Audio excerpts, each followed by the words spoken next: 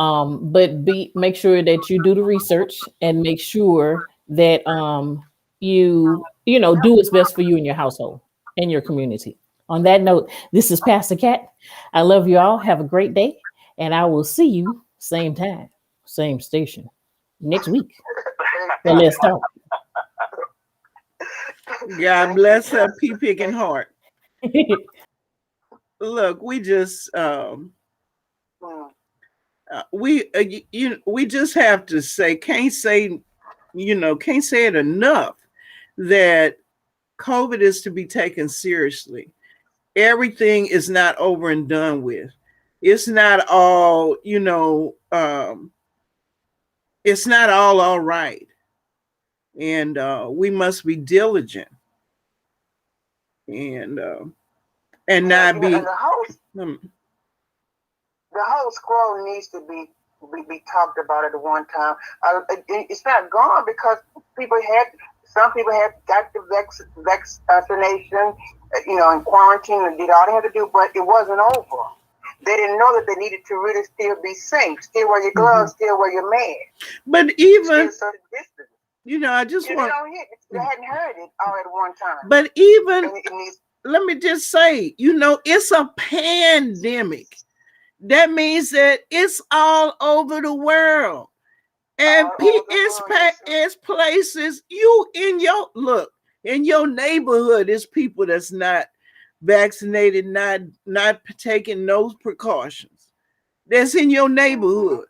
So, this disease has an opportunity to ride off of somebody like that. They might not get sick. They might not get real sick.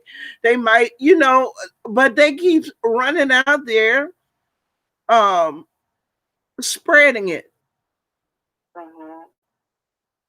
So now they run into somebody, which was what Reverend Payne was saying, that in his group, one person got COVID, one was asymptomatic, and one died. And that was just so awesome how he said about the leopards, and how one was so thankful that he went back, that he went back and he worshiped and he thanked God that, but as he went, he was healed. We don't have to find we didn't ask him where that is in the Bible, but we need to find that. And let me just say this as well. And this is my feeling on it, and that is that you can be an instrument of good, and not an instrument of trouble. Now, I personally want to be an instrument of good. I want to. I want to do all kind of good things, for others. I don't want to hurt nobody. Now, at the same token, I do not want to have anybody hurt me. I got things to do. So I don't want you, let's say there's a group. I don't want to be in a group with, that's going to have dire consequences because you, for one reason or another, didn't do your best. Even when you do your best, there's a chance that it won't work.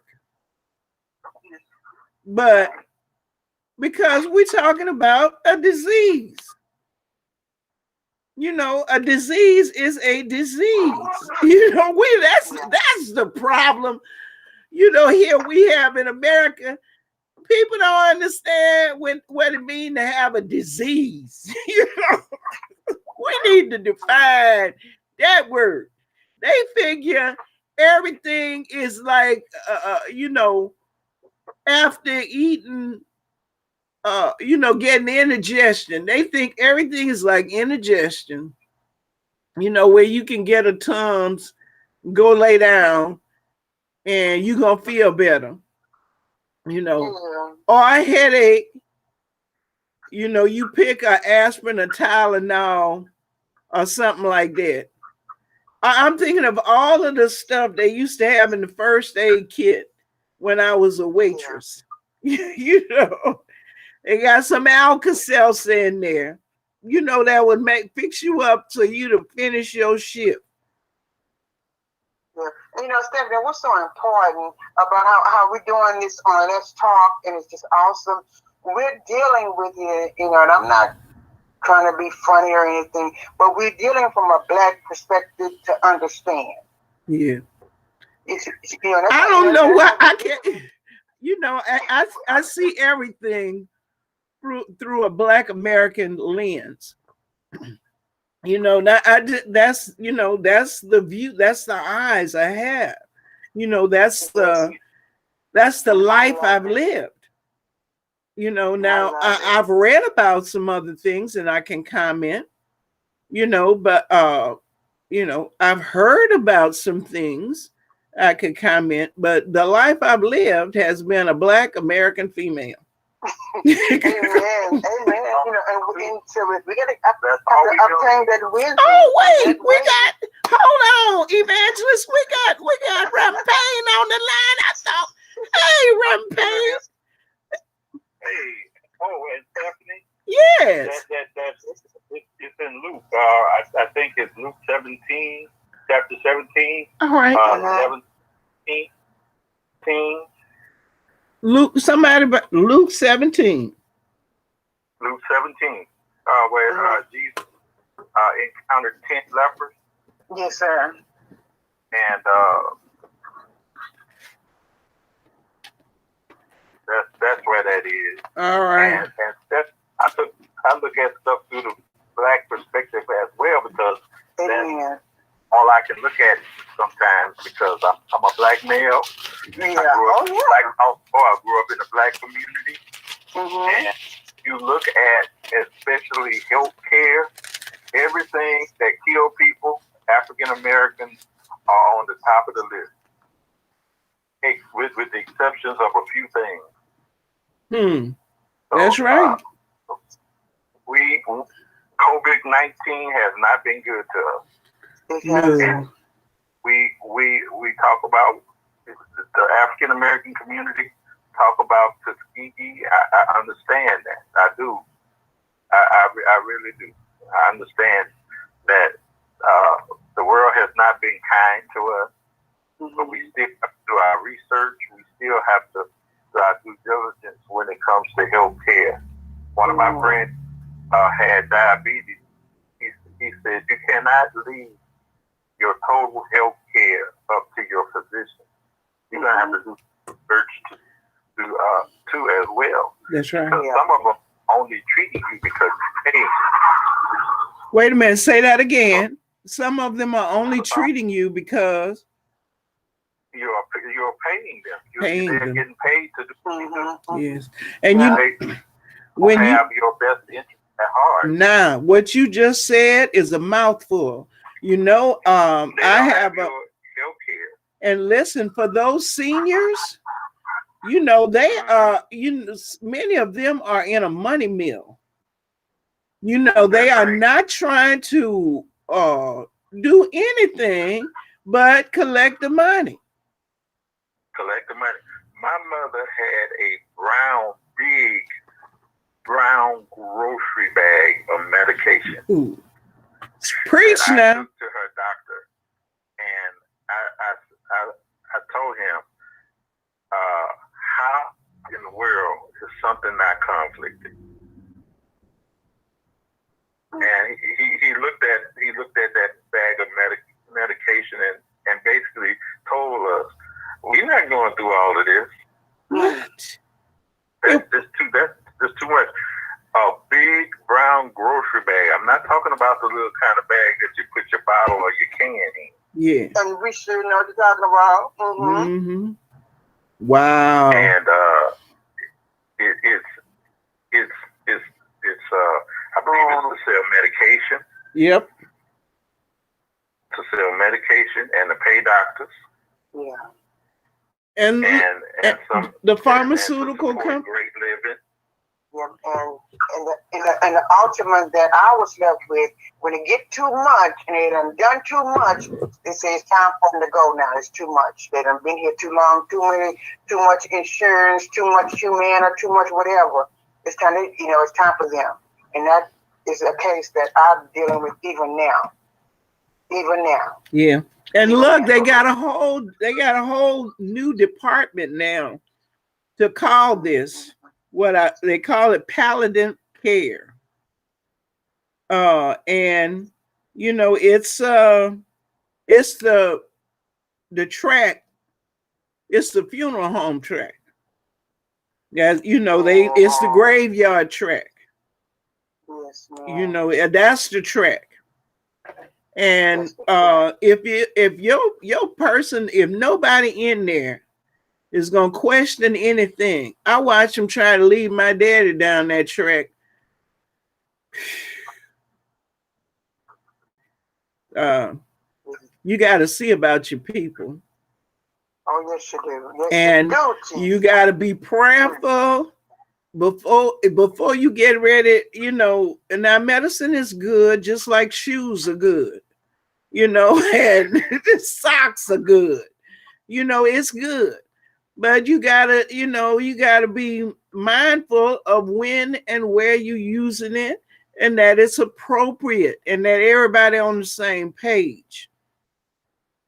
When you said about grocery bag full of medicine, that's how I am. Some of this stuff, I know conflicted with what's wrong with me. And listen, I listen all the time to the commercials on TV.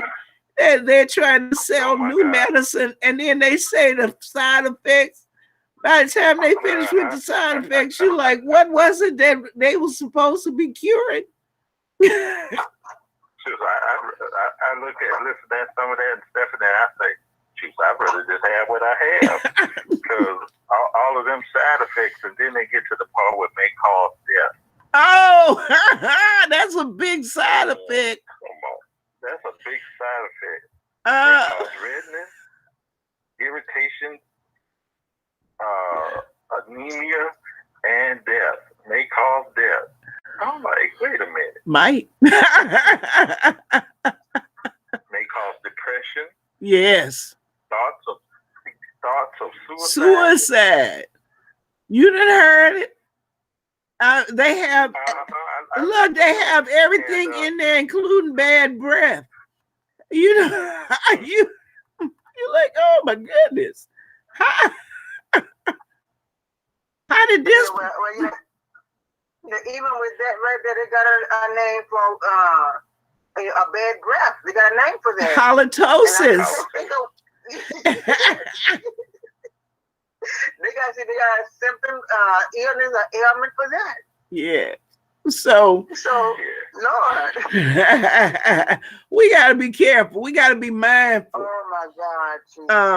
my friend, he died, but I tell you what, he was one of the healthiest diabetics I had ever seen. Now, how is that? One, he wasn't on a lot of medication. Okay. Yeah. Because of how he took care of himself. Now, he still had to take his little insulin. But he lived a good life till he was about 80-something years old. Oh. Yeah. And he ate well, he lived well, and I tell you what, he didn't die from diabetes, I tell you that. All right. He died from a car accident. Oh, man. Reverend Payne, you mentioned, and I want to jot that down. You mentioned some pastors who had gotten COVID that you knew. I think it's the same person that you know, Henry Bingham. Yes, that's his services are Thursday. Yeah, I used to date his Sister Renee. No joke. Mm-hmm. You know, His nickname was Toby. Really? Mm-hmm. Toby, T-O-B-Y, T-O-B-B-Y, T-O-B, T-O-B-Y. That was his nickname. If it's the same person, sister named Jackie. Now, I can't tell you about any of them. I just know he would come on the Let's Talk program. He had the Our Hardware store on Perkins Road. He had previously been at the Naylor Brothers Hardware on Government. And he and his co-workers got together after the Government Street Hardware store went out of business, and they went into business with Our Hardware. And so you saw some of the same people, you know, from the previous hardware over at Our Hardware. So that made the name quite appropriate. Okay. Big guy, big smile. American guy. Yes. They were a big family. Yes. And he has sons that, or at least a son, might be two of them that look just like him. Okay. But you named off more than him. Now he died. And Pastor Donald Montgomery. now tell me a little bit about Pastor Donald Montgomery. Donald Montgomery grew up with me. All right. He had Greater New Galilee. He lived in Scotlandville. And he was the pastor at, I'm going to get it for you in a few minutes. All right. He was the pastor at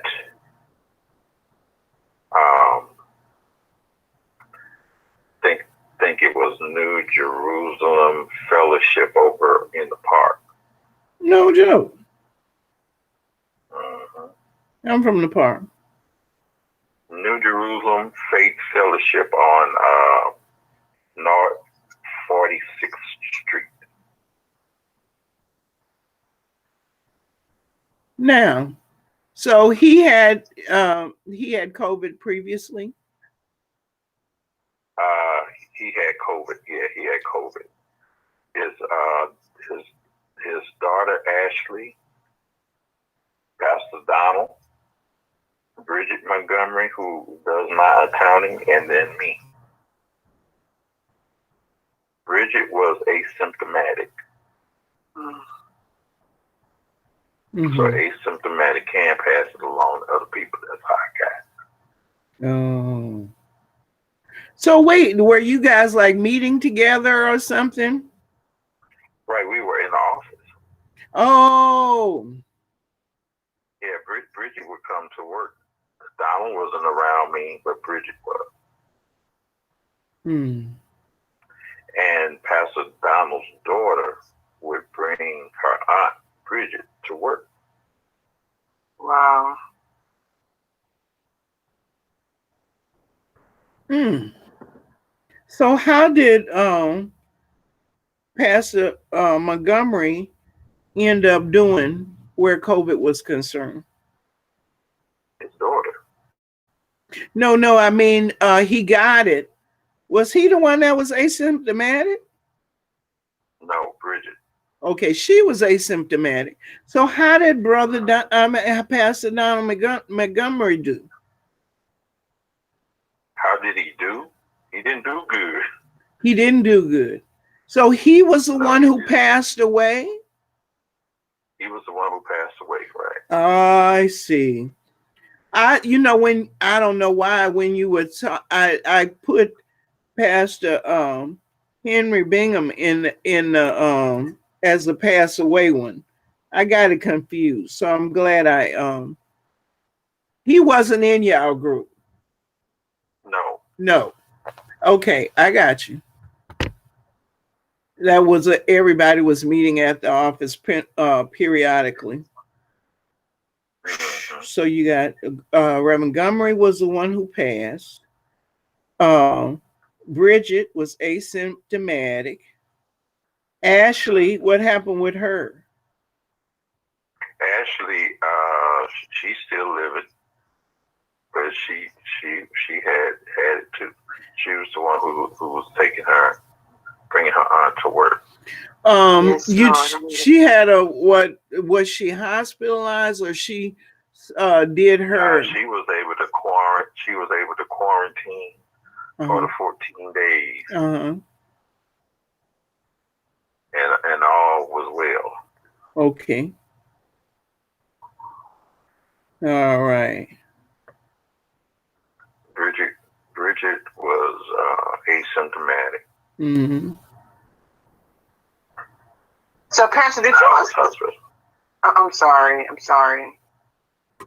Pastor, did you say? Okay. Go ahead. I'm sorry. No. Did you say her name? Brittany? No, Bridget. Oh, okay. Okay. Now, I must be talking about something else then. I thought that you named off pastors during the Let's Talk program that had gotten the virus. Not along with you, but along the way. Only named two. Okay. Only named two, Bridget, and I echoed Pastor Bingham. I see. Pastor Donald and Pastor Bingham. So is that Bridget Johnson? Montgomery. Bridget Montgomery. Okay. I'm sorry. All of them were Montgomery. Ah, okay. Do you know of other pastors in Baton Rouge or anywhere that have gotten COVID? Yeah, I do. I have to think about it. Okay. Remember the report that the Church of God in Christ had been hit very hard? Yeah, I remember that. Remember that the Church of God in Christ has been hit very hard. I have to go back and think about it. All right. No pressure, no problems. It's Saturday. But I am curious about that, and I don't know if you all realize it or not, but Reverend Anthony Allen, my prayer partner at WTQT, had the virus. He was asymptomatic, but he did quarantine, didn't go into the station. Now the president had it, but he's not a pastor. Pastor Anthony Allen? No, I said Elliot Dugan. Oh, what about Elliot? He had it too. He calls himself an evangelist. Oh, okay. Yeah. So you were correct. Okay. As far as I know, unless things have changed. Okay. Now, I don't know about the young pastors there at WTQT, but I do know that the president of the state NAACP, Michael McCallahan, had the virus as well.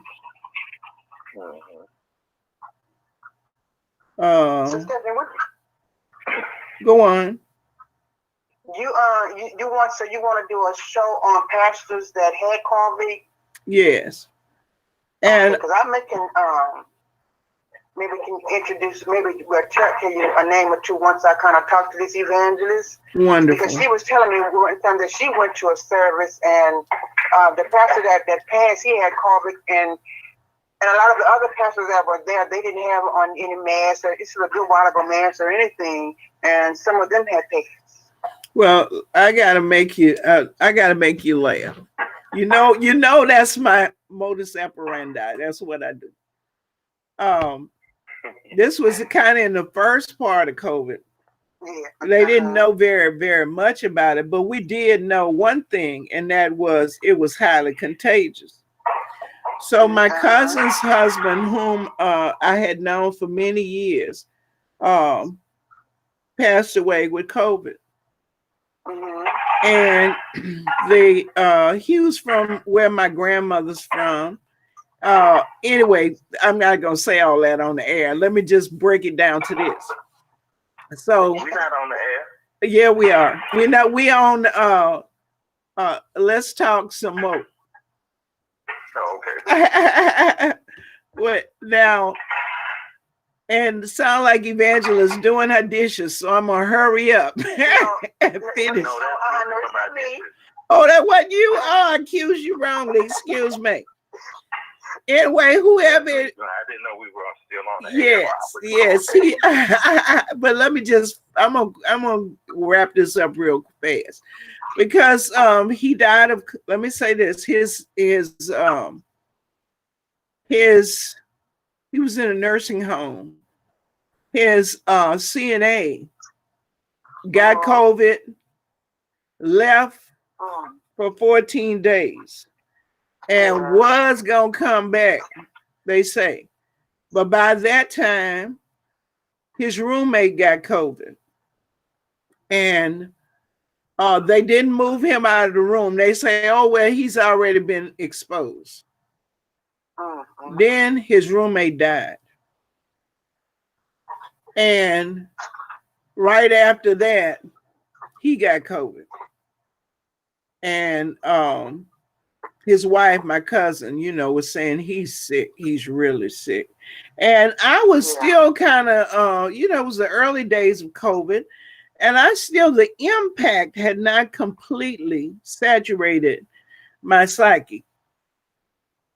But she, the family decided that they were going to have a regular funeral. And at the time, people were having like graveside services, but they didn't.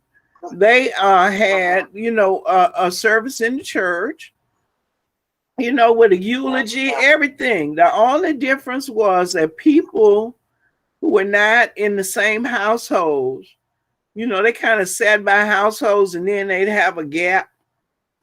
And people that were not in the same households, social distance, and had a whole pew to themselves, like me. So after the service, and what you don't know is that I make grave markers. Now, grave markers can be used almost in, it's a floral that has a person's name on it. And, it stands until the real headstone comes. Anyway, I had made him one. And then I realized on the program that he was going to go to the federal soldiers burial, and they don't allow those. They really don't allow anything after the little departure point. People leave and then they throw all that in the garbage. They're military. So people were passing by, the casket and everything. And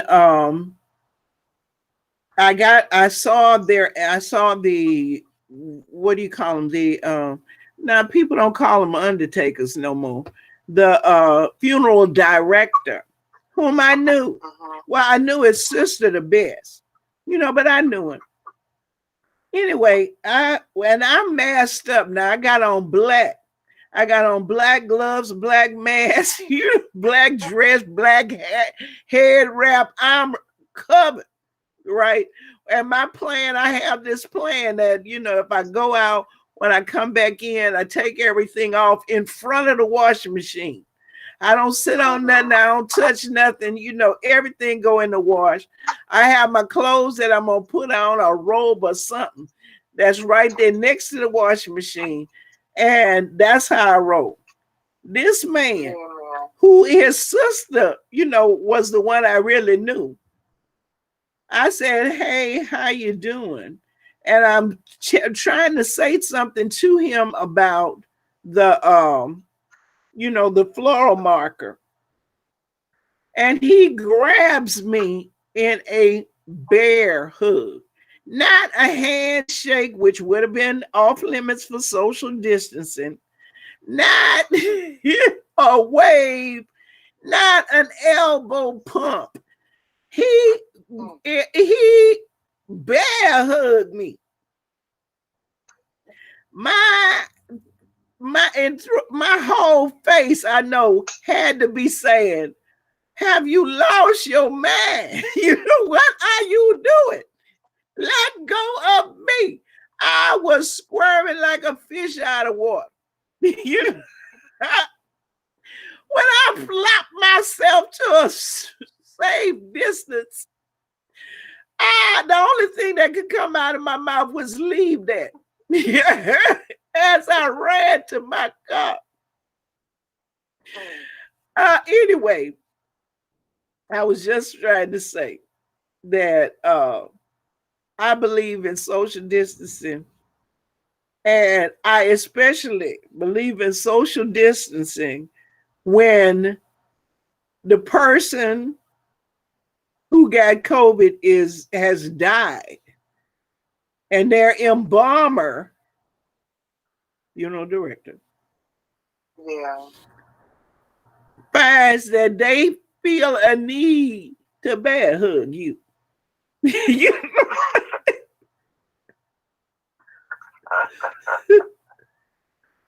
I think I was scrubbing for a week. I was like, oh my goodness. Every time I thought about it, I was like, what in the world? Where was his mind? And why me?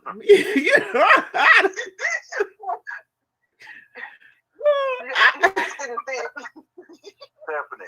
Yes. Do you ask people in the store to step back? I do. Listen, I have a quicker way. Turn to them and start coughing. I bet they'll back up. You don't have to say a word. I did it.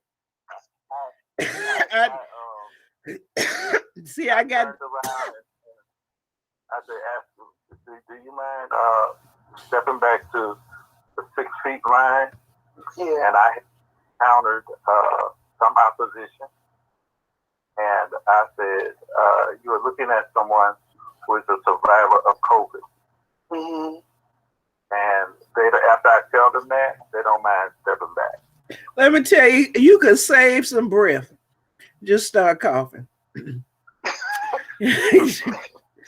Yeah, you see where the rubber meets the road. Let's see how. They might, if you just clear your throat, they might just stand there act like they ain't hear you. It's fun.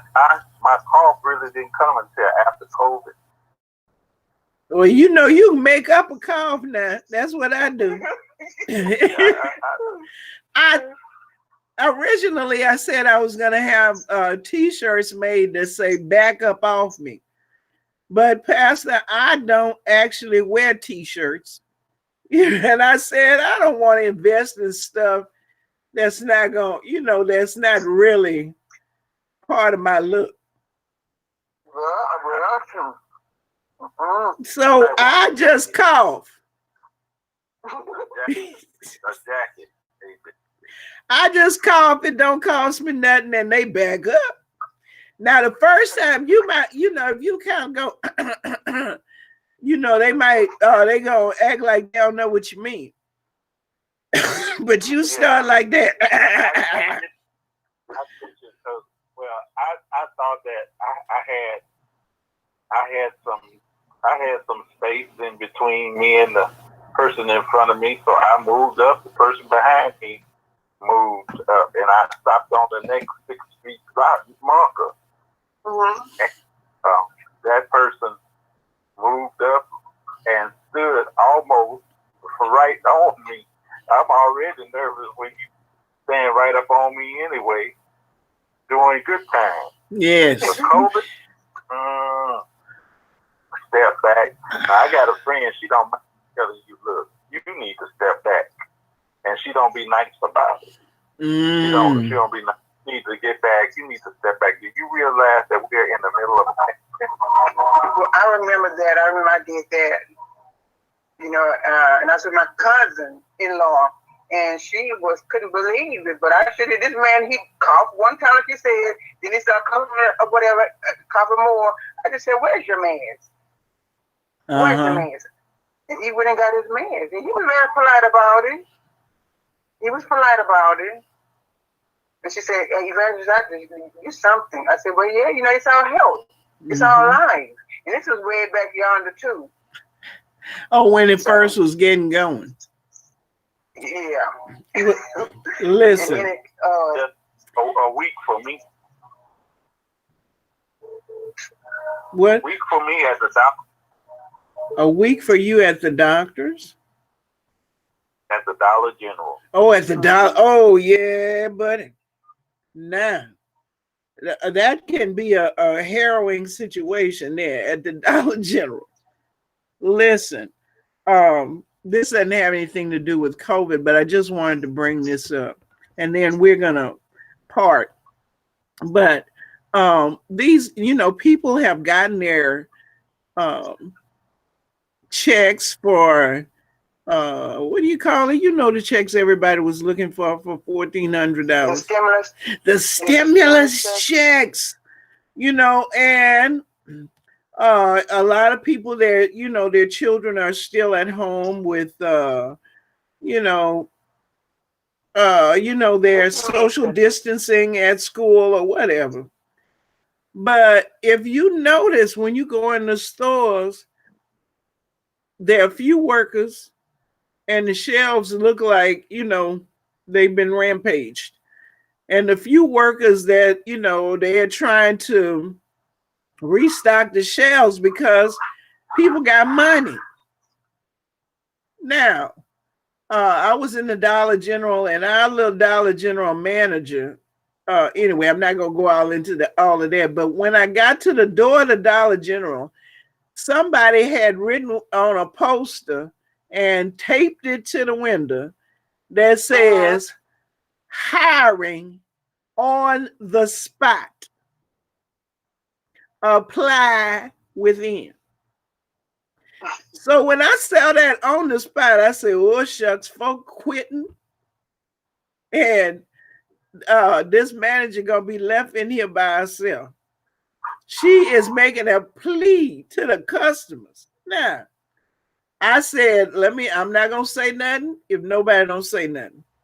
So when I came on in, I heard the manager was was trying to, check people out. The line was a little long. And I heard her saying, what they going to do when all the stimulus money run out? And I thought to myself, whoa, people like, they're quitting or whatever. So when I got ready to go up to the front, I realized I had seen the manager toward the back. And there was a man in front of me in the line. I said, well, I'm going to just see. So after we stood there quite a while, I said, was there somebody at the register when you came up? And he said, no. Where is they? And I was like, I don't know. I came after you. He said something like, I wish they'd come on. And I said, I think they're going through a little something. So a man came behind me and he was 6 feet, everything cool. He looking around, I'm looking around. So now that I done brought it up, this guy figured that he gonna start talking loud and, being ignorant.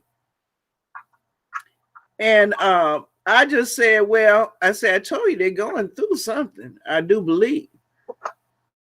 So he takes a big breath, getting ready to blast the staff or everything. So I turned my back. And when I turned my back, I made eye contact with the guy that was in line behind me. Mm-hmm. So he understood exactly why I did what I did. You know, because like I said, they going through something. Mm-hmm. So a kind of, you know, a young girl passed by. She said, somebody will be with you in a minute. And I could tell, you know, she had been through something emotional. So the manager came back up to the front and went on and checked the man in front of me out, and he went on out the door. So I thought to myself, I said, now he was going to just try to blow this place up and act a fool. And these young people, because I don't think it was a one of them over 24 years old, you know, running $1 million business here. And that's a, you know, a dollar store makes a lot of money. You know, now the manager is black and young and skinny, you know, is trying to deal with a phenomenon that's throughout the United States. Mm-hmm. Let's give her a minute. You know, that's all we had to do. And after she checked me out, I said, just keep on keeping on. And she kind of looked down. I said, you know what I mean? And she said, yeah, don't quit. And I said, yeah, that's right.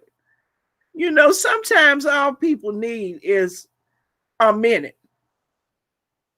And we can't be so self-absorbed that we can't give somebody a minute and they're trying to deal with something. Now, I didn't need to know all the ins and outs and roundabouts. I heard a few words, and that was enough, in my viewpoint. So as we go through our COVID lives, I want to encourage everyone to not only, you know, be kind to one another. Think of one another as Pastor Cat would say, be good neighbors. Yeah. It's been a pleasure talking with everybody some more. It's right on time. All right. Right on time. God bless you and keep you. And we said make all of our conversations. Let's make all our conversations useful. Bye-bye. Amen. Bye-bye. Bye-bye. Thank you.